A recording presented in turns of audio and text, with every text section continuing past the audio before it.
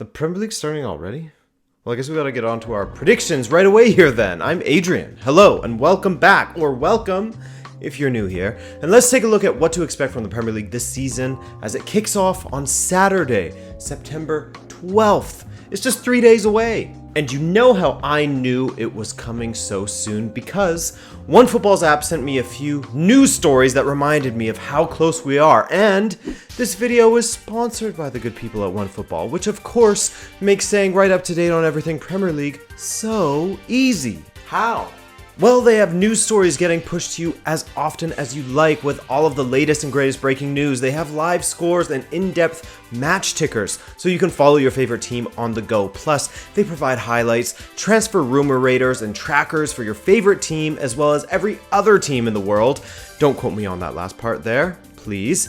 And after all of this, it's free. Wow, where can the nice people download this great app? By using the link in the description, of course, available on iOS or Android. So thank you, OneFootball, for sponsoring this video.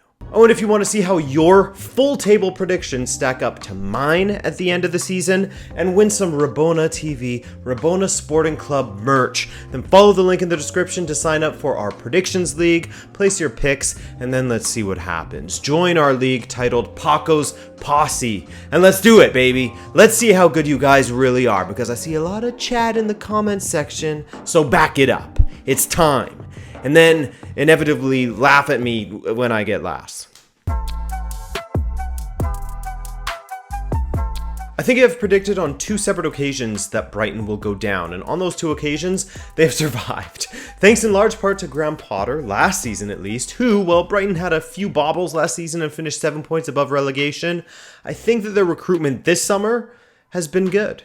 They have had some players return to the club after impressing on their loans, namely Walton and Ben White, who will act as signings in a sense. And if we're to believe David Weir, who is Brighton's development manager, he believes that some of these guys will be pushing to make it into the first team this season. Couple that with the signing of Adam Lallana, a bit long in the tooth but still a quality player, as well as Joel Veltman, who featured in Ajax's great Champions League run 2 seasons ago but wasn't selected as often last season. And I think that Brighton are going to survive again and finish in the exact same spot as last season, 15th. No doubt this will be the season that they go down now that I've said that they would be safe. West Ham had a horror time last season, even after calling back David Moyes from San Sebastian to try to help them survive, just as he had done a few years ago before not getting an offer to extend his tenure beyond May of 2018. But this time, he joined in January of 2020 and got off to a great start before West Ham again floundered for a bit under his guidance. But all that matters to him is that he did his job in securing safety by a good 5 points as well. Things have been strange at West Ham this summer, however, as they haven't had many notable signings. Souček will provide some solidity to their midfield as he operates just in front of the defense after his loan move was made permanent. He was a bright spot in their season, in my opinion. But other than that, there hasn't been a ton of movement, thus far at least. Remember, the window is still open. In fact, the prospect of Diangana coming back after doing some great work on loan at West Brom last season was exciting, but then he was sold to West Brom. They made his move permanent for £12 million. There are rumors of James Tarkowski moving to West Ham from Burnley, which would help them defensively, but I don't know that it will be enough for them. I'm sorry, Hammers fans, but with the trajectory West Ham has been on these last few seasons, I think this may be the year that things catch up to them. And psych, I have them barely staying alive in 17th. Sorry. I think it's going to be a pain to watch, but they won't go down yet. I mean, there are rumors of David Moyes, I know that's his name, don't worry, resigning before the season starts, which could throw a wrench in things, but as things stand in this moment, I think they'll stay up. Sheffield United. The team that nobody predicted would even crack the top 10, let alone the top 15 in most cases, that went ahead and became the feel-good story of the season. They claimed the scalps of big Premier League teams, they were in the mix for a European place for basically the entirety of the season, and then a string of poor results following the return of football post-pandemic let them down as they slipped to 9th in the table. But still, an incredible performance from the Blades and their manager Chris Wilder. They have been active in the market as they address the gaping hole left by Dean Henderson in bringing in Aaron Ramsdale, a young English keeper from Bournemouth that started 37 of Bournemouth's 38 matches. He's still only 22. so that's a great pickup by them. They also brought in Ethan Ampadu on loan, which is a good move in my opinion. The Chelsea product was on loan at RB Leipzig last year, got some experience in another league, and while he didn't feature a ton, he did have a few solid performances for them at the back, as he has transitioned from more of a defensive midfielder into a center back. His flexibility will be quite the boon to Wilder's plans, as he has also played right back on occasion as well, but mostly in youth leagues, Premier League B and stuff like that. For me though, the loss of Dean Henderson will be the biggest loss for Sheffield, but I don't see it being too fatal for their season. Henderson won them points in the past, and Ramsdale does have the potential to do so as well as a young, talented keeper, but I don't see him replicating Henderson's form, not quite at least. So I have Sheffield sliding down 2 places to 11th. Fulham made their way back into the Premier League via the promotion playoffs after finishing 4th in the Championship. They yo-yoed the last time they came up to the Premier League to say hello to everyone, thanks in large part, in my opinion, to them actually making way too many new signings that just didn't work out upon promotion. They were signing everyone last time, getting rid of the guys that actually got them there, and thankfully this time, they haven't gone as crazy. Scott Parker has a little bit of a normal transfer window in comparison. Their biggest expenditure was no doubt Anthony Knockaert, but that was to make his loan move permanent after spending last season with the London club. So they also brought in Harrison Reed and Mario Lemina for some solidity in their midfield, while Jean-Michel Seri has returned from his loan to Galatasaray as well. Scott Parker has shown some promising signs as a new young manager, but I do think that Fulham will yo-yo once again, as I have them finishing in 20th this season, another very difficult season, as I just don't think they have the quality to stay up. Aston Villa will take another crack at Premier League survival this season under Dean Smith after just barely surviving by a solitary point last season. They haven't had a very busy summer, have they? Their main summer signing so far has been Nottingham Forest fullback Matty Cash, who will add some spark down their right flank. Last season, he scored 3 and set up 5 in the Championship as his team just missed out on the promotion playoffs. Perhaps Villa's biggest victory thus far has been holding on to Jack Grealish. With all of the rumors of his departure, as things stand now, he is still a Villa player. And it looks as though Villa is set to make their club record signing in Brentford striker / wide man Ollie Watkins. He scored 25 goals in the Championship last season and will add some much needed potency to their attack. That's a great signing by them. They survived last season thanks to, in some degree, not entirely, Hawkeye technology failing in their match against Sheffield United. Of course, we don't know what would have happened had they gone behind there. They might have stormed back and scored once again. But regardless, even with the signing of Watkins, who I think will be a revelation this season, I think survival for Villa will be just beyond them this season, and Villa will finish in 18th. Sorry to say, fear them, run from them, but Burnley and their tried, tested, and true to form style will continue to get results if getting results is a mid-table finish. Last season they hit 10th, man. As far as changes go in the offseason, Burnley have done next to nothing.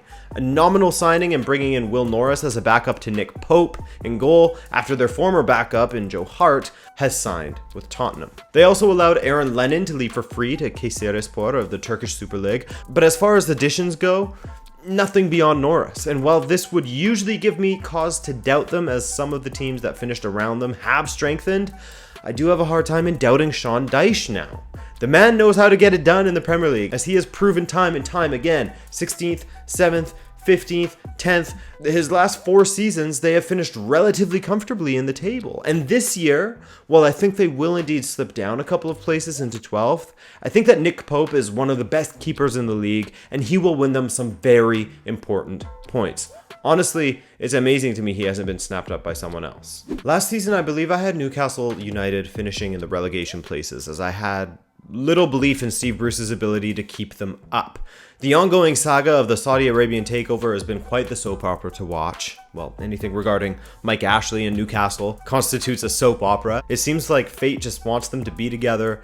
A tragedy for Newcastle fans. You gotta live with the guy for a bit longer now. There are 2 moves that I really like from Newcastle United, which helps me see them in a much better light than that of last season. I am a huge fan of Callum Wilson, and with Joelinton struggling last season, I think that Wilson adds a lot of quality to their attack. I do expect Joelinton to be a lot better, by the way, this season, so their striking options are looking pretty good. Plus, they also brought in Ryan Fraser on a free from Bournemouth, which is quite the coup. A couple of years ago, this guy was wanted by many of the top clubs in the league. He was linked to Arsenal and Liverpool. And while his numbers were far more subdued last season, Bournemouth in general struggled. So he still adds some great quality down the left wing. That will probably push St. Maximin down the right with either Joelinton or Wilson, whom Fraser has plenty of chemistry with, by the way, down the middle. I like the look of this team. They look to be an improvement, and I think Newcastle will replicate their 13th place finish from last season and lock it down once again. Ralph Hasenhüttl has done some great things with Southampton considering the scenarios he has found himself in, and a lot of credit has to go to the Southampton board for not sacking him when times got tough. In fact, last season, following their 9-0 loss to Leicester, Hasenhüttl and the Saints actually managed to pick up more points from that point on than Leicester managed to pick up. Isn't that insane? They equaled the record for the worst defeat in a Premier League match and still ended up picking up more points than the team that inflicted it on them. A team that was causing people to second guess their Premier League predictions for the top 3. That's impressive, Hasenhüttl. Anyway, Southampton lost Hoiberg to Tottenham, and they are yet to replace him to improve their midfield. Some of the strongest rumors surrounding them currently involve striker Guido Carrillo to come in and help the incredible Danny Ings with the striking duties, but that's yet to be sorted out. Beyond that, they haven't lost too many players. Well, they have made last season's loan of Kyle Walker-Peters a permanent signing from Tottenham, so the right back position is all squared off, as they also lost Cedric last season. And they also brought in Ghanaian centre-back Mohamed Salisu to bolster the back line. They needed that. A stronger defense could potentially push them up a little higher. I think that they could use further additions to their central midfield and defense.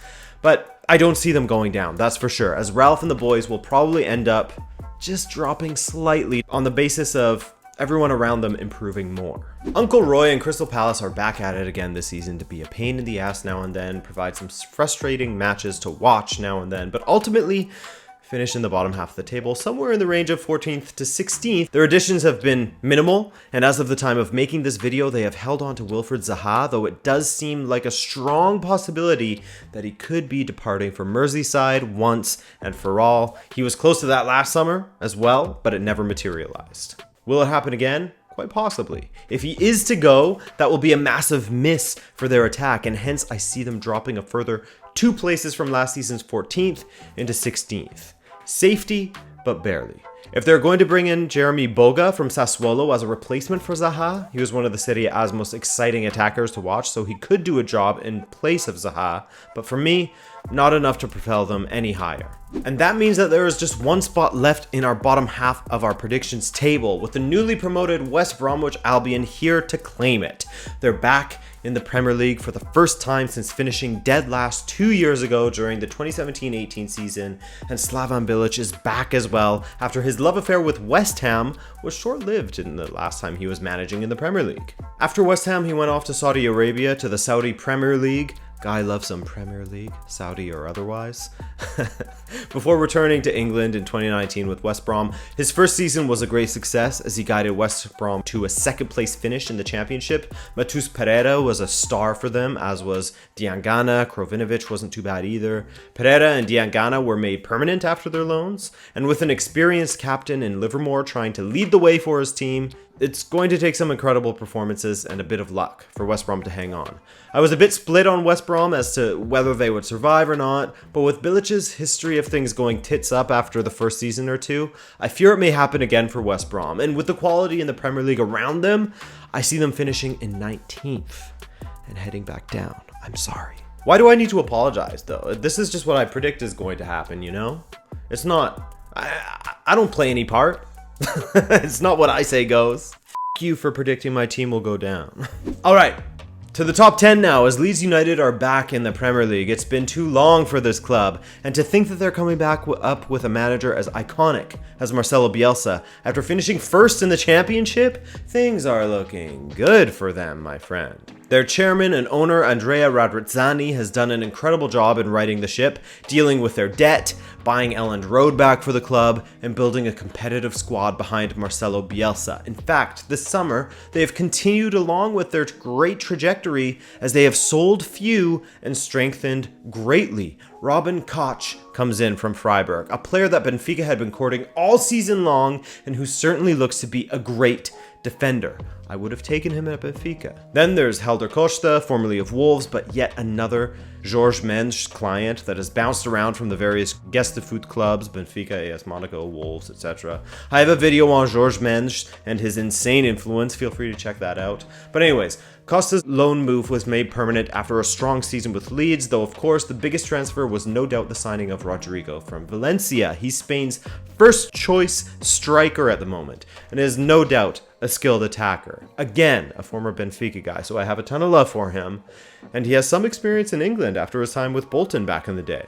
When for the third season running, they loaned in Jack Harrison from Manchester City after he was a mainstay in the matchday squads for Leeds last season, getting involved in 14 goals for Bielsa's boys. I think that Leeds has some real quality in their squad and a real quality manager, and I can see them climbing up to 10th, maybe even higher if things really take off. There's always a chance that Bielsa will just up and leave. Bielsa and longevity don't always go hand in hand, but I think he'll welcome this Premier League challenge. As mentioned, 10th for Leeds in my book. Could be a little too high for them, but hey, we'll see. Everton is one of the Premier League's strangest clubs. If you've been around this channel for a while, you'll know that I was quite skeptical of Carlo Ancelotti's appointment, as he doesn't strike me as a guy who builds up a club that's struggling. Just as they were last season when he signed on with them. They were in 15th when he took over towards the end of December, and they ended up just 3 places higher, in 12th in the table. There were major improvements from the end of December until the beginning of February, but then they went back to their old selves, getting more draws than losses prior to Ancelotti's arrival, but just 3 wins from the beginning of February until the end of the season. That's very uninspiring stuff. Now, Everton have invested a ton this summer once again. We've seen them do this before. We've seen this story before, and it didn't pan out well at all previously.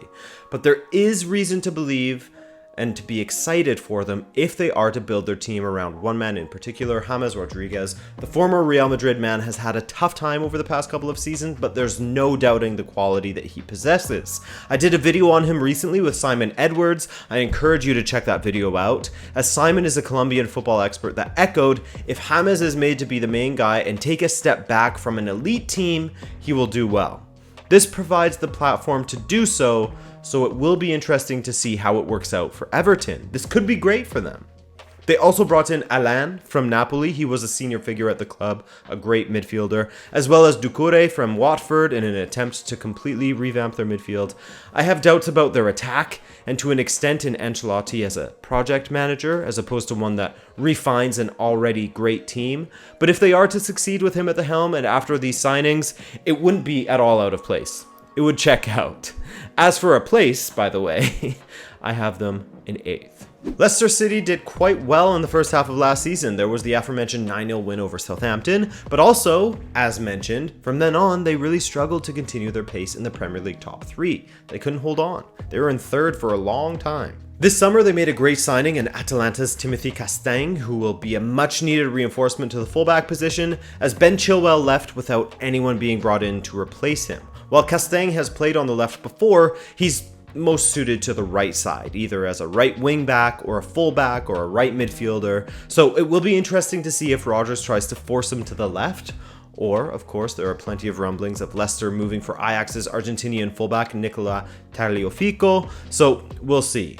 Regardless, Chilwell is a loss, but Castagne is a great signing that I think will surprise many people with his quality if he's able to perform when he's forced to play down the left, if that happens. Their attack remains decent with Vardy as the striker. He's getting on in age, but showed last season that age is just a number for him, as he won the Golden Boot. On top of that, Maddison was out for a while in the latter half of the season, so his return will do wonders for their attack. His absence didn't help their slip down to 5th. I don't know what it is about Leicester, but something about their second half of the season coupled with Brendan Rodgers' history scream Rodgers disaster class for the 2021 season. I hope I'm wrong, because God knows why.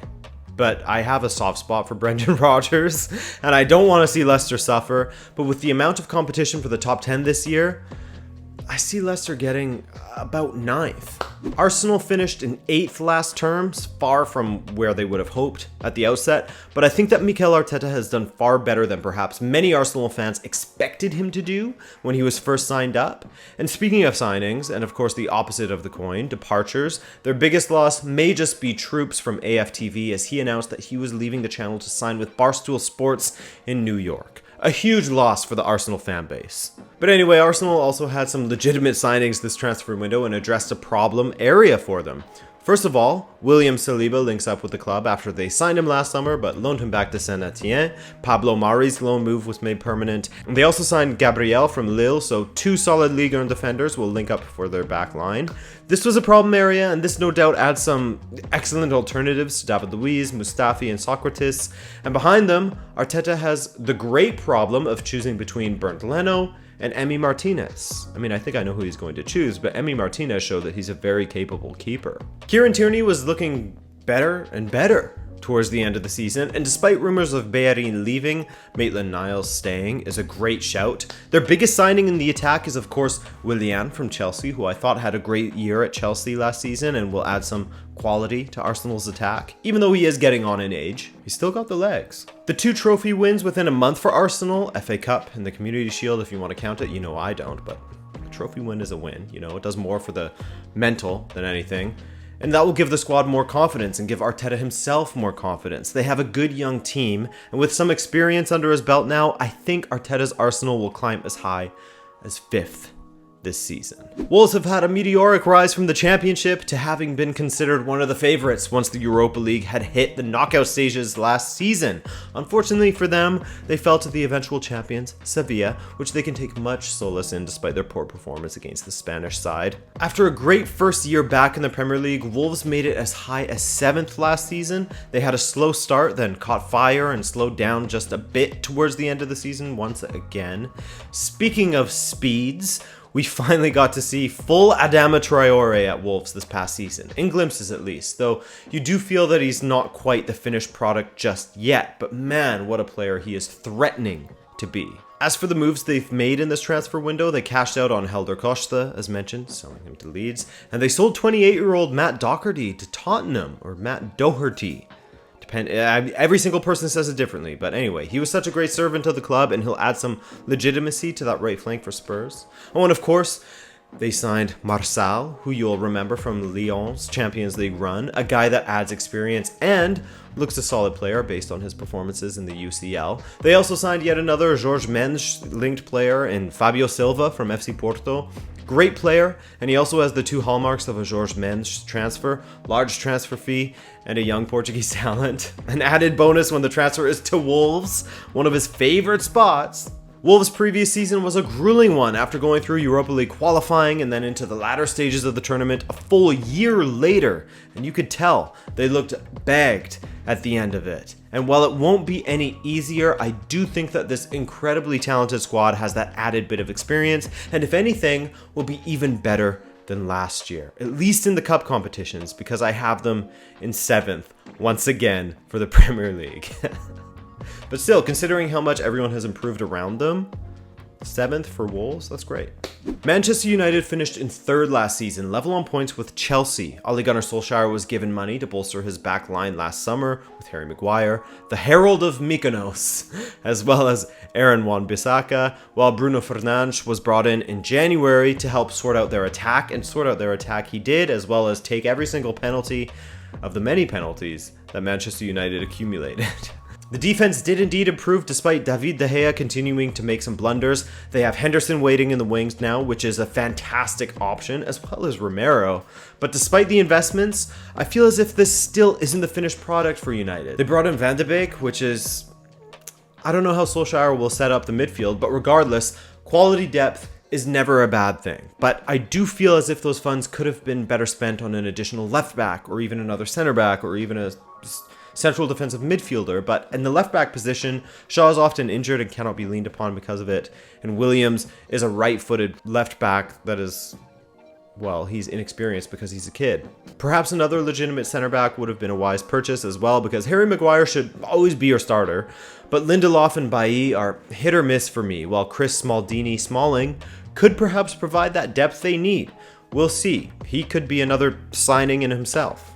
The midfield is good. As mentioned, Van de Beek adds a ton of depth to the midfield, at least going forward, as a strong central defensive midfielder would have been ideal, but other than that, I like this United side, especially going forward. Yes, they have struggled to score from open play at times towards the end of last season, and I do find it difficult to completely trust that back line, but I think that Ollie will lead them to top 4 once again, and United will finish in 4th.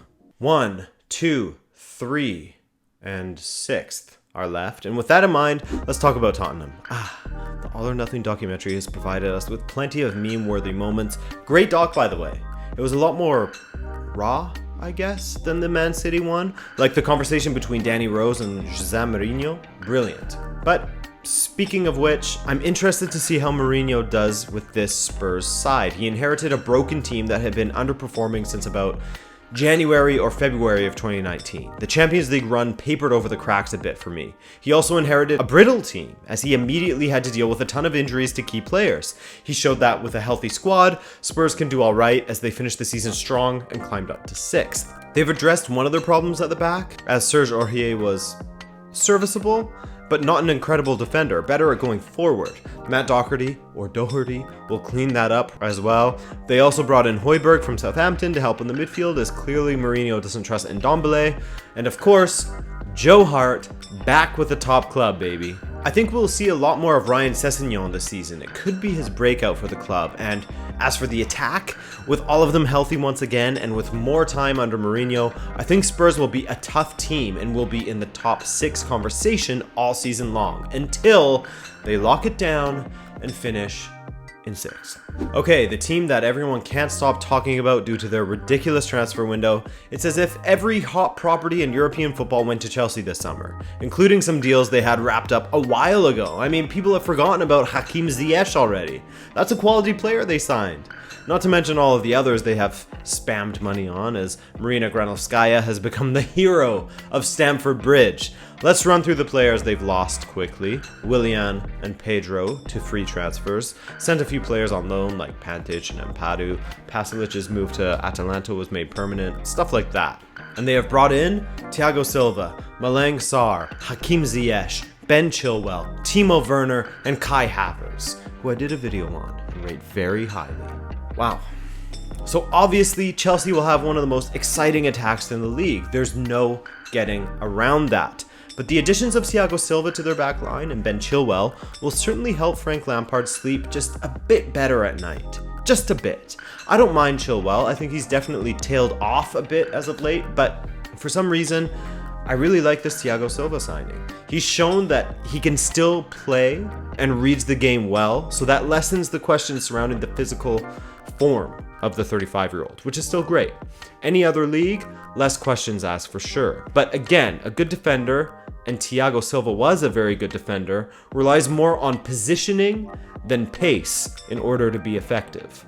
So I'm feeling great about Chelsea's attack. Their defense isn't the best yet, but Chilwell provides a better alternative to Alonso in a back 4, as Alonso is more suited to playing in a back 5. But the glaring position is still in goal, as Kepa and Willy Caballero are uninspired choices for Frank Lampard. Caballero can do a good job, don't get me wrong, but with that attack, they could really balance the team out beautifully with a top shot stopper. Look at what that did for Liverpool when they were unbalanced with great attacking talent but had Loris Karius in goal. And it's down to this reason that I think Chelsea will only climb as high as 3rd place. Manchester City, their previous season was a mixed bag. Big victory over UEFA at the Court of Arbitration for Sport, won the League Cup again, but were terrible against Lyon in the Champions League and finished 18 points behind Liverpool in the league. Why? Inconsistency.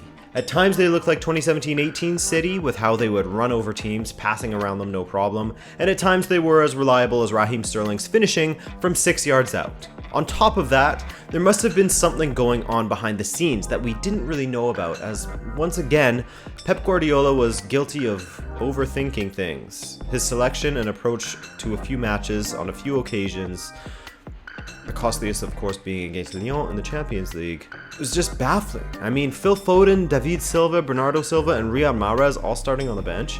So maybe there was something going on behind the scenes, or maybe he was just overthinking things throughout the season. I don't know.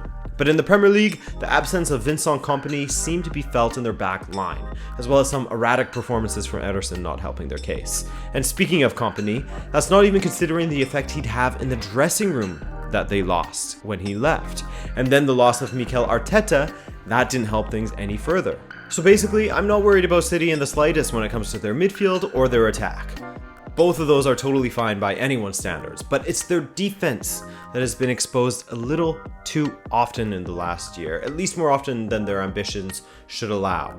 Nathan Ake will help Laporte greatly, along with Eric Garcia, but Otamendi, John Stones, yikes. You can see why the Kalidou Koulibaly rumors won't go away, as they need a ready-made solution back there, and Koulibaly is exactly that. And then there is Liverpool, who also could use some help in the centre-back positions, as Virgil van Dijk, Joe Gomez, and Joel Matip are their only 3 senior natural centre-backs that are an option for Jurgen Klopp. Yes, Fabinho can rotate in a pinch, and would it surprise me to see Milner in there? No, not at all. He's the Swiss Army knife. But if they get a couple of injuries, Liverpool's centre-back position is in trouble. Now, down the right, they have Nico Williams and Trent Alexander-Arnold, the latter becoming one of the best right backs maybe in the world, and the former with the potential to be a great option for Klopp in a pinch. In fact, Liverpool's backline in general is looking a bit thin beyond the starters. I guess Tsimikas will add an option when Robertson needs a break, but beyond that, it will be players either playing out of position, their preferred position, or youngsters. That being said, I think Liverpool is doing just fine in the midfield, but could use an attacker or two. I do like Harry Wilson returning from loan, as he's an exciting talent. Minamino will be given more of a run. Ryan Brewster is back. And there's always Shaqiri and Origi as well. But, I mean, and this is something I was speaking with my Liverpool supporting friend at length about this past weekend. They are lacking in a very inspiring attacker of a signing. Firmino, Mane, and Salah have cooled a bit. Mind you, the entire team has cooled off a bit and played differently than that of the 2017-18 Liverpool. That was a joy to watch, but they're still an incredible side. 99 points last season, 18 ahead of City, and all of this despite not playing like their usual self since about January or so. Another defensive signing and a strong attacker would help add some competition to their attack, maybe kick some of the complacency out of Firmino, Salah, and Mane, if that is indeed the problem. And I would feel a lot better about Liverpool if they got that done. It's hard to pick between Liverpool and City, as neither of them seem to be the obvious choice for me right now. But even when Liverpool weren't playing very well, they were still getting results. I mean, they only failed to win on 6 occasions last season, 3 draws and 3 losses. And I think this ability to find results will continue for them into this season and will give them the tiniest of edges over City. I think and hope we will have a proper title race this year. And in this moment, if I was to bet on one team to win it, my funds would feel safest with Liverpool, as City need to cut out their erratic performances before I can really count on them as title favorites again. Liverpool to win their first back-to-back league title since winning 3 on the trot from 82 to 84. And that will do it. I just want to speak to Adrian from 2021, as he will have to go through these and react to them while getting slaughtered in the comments section. You know, you did your best, man. You did your best with the information you had at your disposal, and sometimes things like Sheffield United happen and nobody sees it. You know, sometimes players get injured or score own goals, or Hawkeye stops working, or major transfers and sales happen in January, or managers make baffling tactical decisions that fuck up your predictions, and that's fine.